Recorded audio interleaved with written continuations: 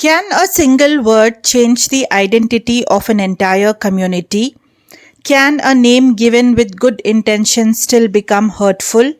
And who truly has the right to define a community, society, reformers, or the people themselves? Today, we are exploring an important and thought provoking essay, The Rise and Fall of the Term Harijan by Ramachandra Guha. This essay is not just about language, it is about dignity, identity, equality, and the politics of naming marginalized communities in India. Through history, debate, and social analysis, Ramachandra Guha shows us how words carry power and how social change requires more than changing terminology. The Rise and Fall of the Term Harijan is a historical and analytical essay that discusses the evolution of different terms used to describe marginalized communities in India, especially the communities once referred to as untouchables. The essay explores terms such as untouchables, depressed classes, Harijan, Dalit. It also explains who used these terms, why they were used, how society reacted to them, and why some terms were eventually rejected.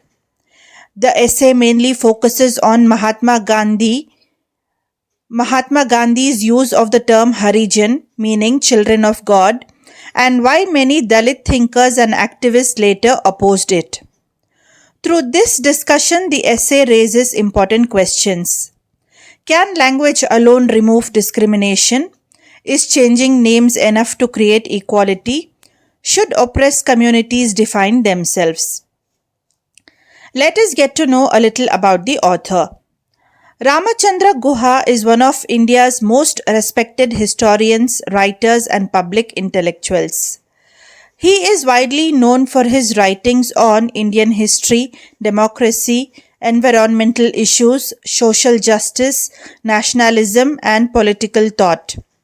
His writing style is clear, balanced, and deeply analytical, making difficult historical and political ideas easy to understand. Some of his famous books include India After Gandhi, Gandhi Before India. Guha's works are more important because they combine historical facts with critical social analysis. In this essay, Guha carefully examines how language, politics, and social reform are connected.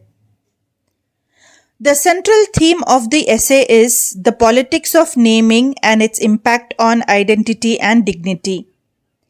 The essay shows that names are not neutral, language shapes social attitudes, and terminology can affect people's self-respect. It also highlights the difference between reform from above and self-discrimination from within the community. Another important theme is that symbolic change is not enough unless society changes in practice. Now, let us begin with our essay.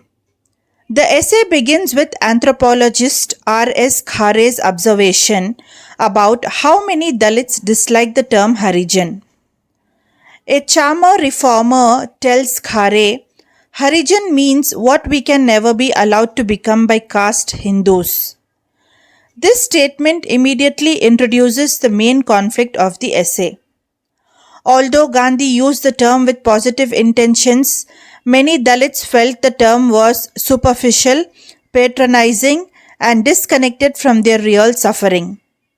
The opening shows that even respectful language can become problematic if the people concerned do not accept it. The terms used for marginalized communities. The essay explains how different terms were used at different times. Untouchables. This was the commonly used social term, however, it openly reflected discrimination and exclusion. Depressed classes. This was a legal and administrative term used during British rule. Dr. B.R. Ambedkar preferred this term because it directly acknowledged social oppression. Harijan. Gandhi later popularized the word. It means children of God. Gandhi believed this term sounded more respectful, less insulting, and spiritually uplifting. Dalit. The term Dalit, meaning the oppressed, became widely popular in the 1970s after activists in Maharashtra adopted it. Unlike Harijan, the term Dalit directly expressed oppression and struggle. Today, Dalit is widely accepted and used across India. Gandhi and the term Harijan. The essay explains that Gandhi initially used terms such as Antyaja, suppressed classes, but after the Pune Pact of 1932, he increasingly began using the word Harijan. Gandhi believed that changing language could help reduce social stigma. He said that even if changing the name did not change social status, at least people would not have to hear insulting words. The term came from the medieval saint poet Narsin Mehta, whom Gandhi admired greatly. Gandhi believed Harijan sounded more compassionate and spiritual. He even renamed his newspaper Harijan. This shows how strongly Gandhi supported the anti-untouchability movement. Gandhi versus Ambedkar. One of the most important aspects of the essay is the difference between Gandhi and Ambedkar. Gandhi's approach, moral reform, social harmony, spiritual language, changing attitudes gradually. Ambedkar's approach, legal rights, political equality, social justice, destruction of caste oppression. Ambedkar never accepted the term Harijan. He believed that symbolic kindness was not enough. For Ambedkar, oppressed people needed rights, dignity, equality, and freedom from caste discrimination. This difference reflects two very different visions of social reform. The debate over Harijan Sewak Sangh. After Gandhi's fast and the Pune Act, an organization called Harijan Sewak Sangh was formed. Its purpose was to work for the welfare of untouchables. However, Gandhi's colleague C. Rajagopalachari, also known as Rajaji, criticized the name. He argued that the goal should not simply be to serve untouchables. Instead, the real aim should be abolition of untouchability. Rajaji believed the organization should be called Untouchability Abolition League. This was a powerful argument. Why? Because service sounds temporary and charitable, but abolition directly attacks the evil itself. Rajaji wanted society to eliminate the system, not merely help its victims. Bureaucracy versus real change. The essay then shows how practical concerns prevented change. The organization refused to rename itself because new stationery had already been printed, newspapers had announced a new name, and another change might create confusion. Guha humorously calls this a typically Indian scenario. This part of the essay criticizes bureaucratic laziness and resistance to meaningful reform. Logic lost. Convenience won. Why many Dalits rejected Harijan? Over the time, many Dalit thinkers and activists rejected the term Harijan. Why? Because they felt it sounded patronizing, it hid real suffering, and it avoided discussing caste oppression directly. Some believed the term made them seem helpless and dependent on upper caste sympathy. Even during Gandhi's lifetime, critics argued that the term created feelings of inferiority. The essay makes it clear that good intentions alone are not enough. Communities must have the right to define themselves. The climax of this essay comes when Guha reflects on Gandhi's mistake. He argues that Gandhi failed to realize that abolition was a stronger and more meaningful word than service. This is an important turning point in the essay. Guha suggests that Gandhi underestimated the political power of language and overestimated the emotional value of the term Harijan. The essay reaches its strongest point here. True reform must attack injustice directly instead of softening it with polite words.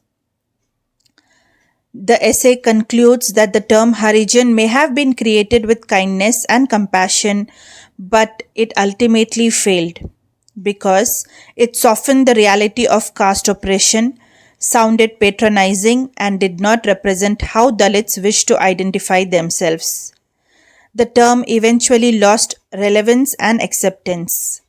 Meanwhile, Dalit became powerful because it directly acknowledged oppression and struggle. The essay reminds us that language matters, but social justice matters even more. Real equality cannot come through words alone. It requires structural and social change. Now, students, let us get to know the important ideas and analysis of this essay. First, politics of naming. Names influence identity, dignity, and public perception. Second, language and power. Words can either empower communities or silence their realities.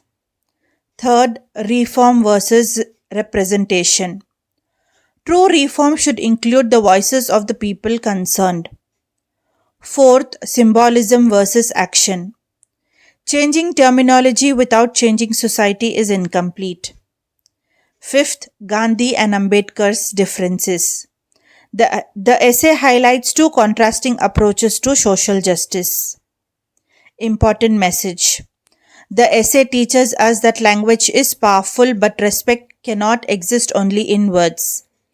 Communities deserve dignity, equality, representation, and the right to defend themselves. Now, think about these questions. Can changing a name really change society? Why did many Dalits reject the term Harijan? Who should have the authority to define community? Which approach do you find more effective, Gandhi's or Ambedkar's? Share your thoughts in the comments and reflect on how language shapes identity and social justice even today. Sometimes a single word can reveal the hidden struggles of an entire society. And sometimes true dignity begins when people change their own identity. Students, if you have understood this lesson, please subscribe to the channel, like this video, comment below your thoughts and share it with your friends.